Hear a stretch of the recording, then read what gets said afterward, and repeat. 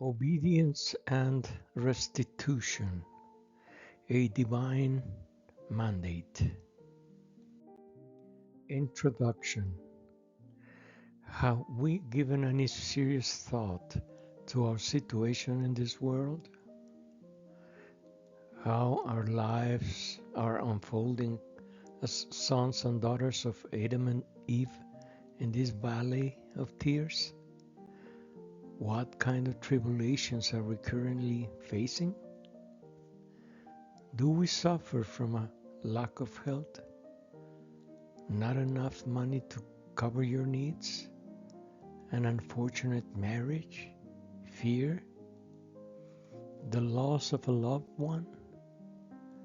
Are you finding and having trouble finding work? Are anger and resentment a burden in your relationships? Do we find it almost impossible to be free of sin? If these tribulations are part of your life, then you're a human being living in a fallen world. We are used to defining freedom as doing our thing and having our way through every situation without realizing that this kind of freedom enslaves us. Have we considered that true freedom lies in the possibility of being the persons that God created us to be? The freedom of our world enslaves us. Separation from God is quite literally what the fall is. Mankind slipped from God consciousness to the hell of self and self-consciousness. F. Davalos 2022, The Breath of God, Divine Knowledge and Human Knowledge, pages 4 and 7.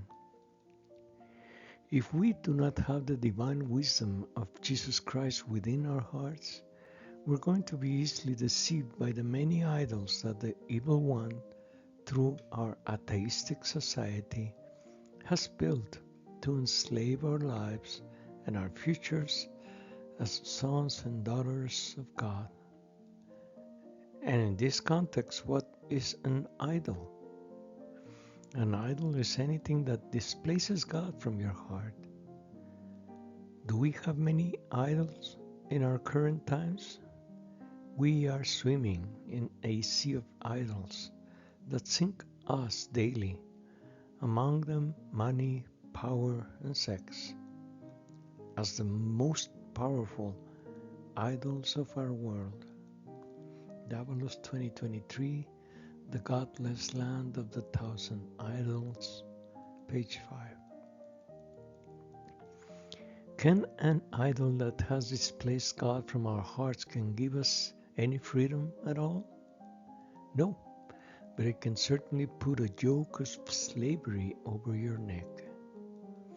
The freedom that God offers us is freedom from sin, to be never again under the law of this world and always under the grace of the Holy Spirit. The fruits of righteousness. In this spiritual quest, we must be aware that we have accumulated an abundance of spiritual inertia, that is, resistance to change and compromise with Jesus' path.